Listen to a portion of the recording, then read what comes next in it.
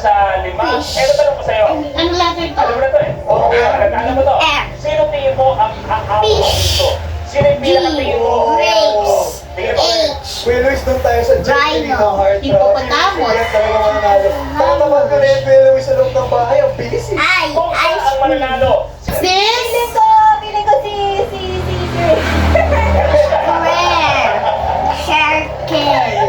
This Okay, one. sa inyo mamaya. Kaya naman sa inyo 5, ang pagpili ng kakaliman Hexagon. galing sa ating This round one. board. Triangle. Ito. Kaya kayo pipili mamaya.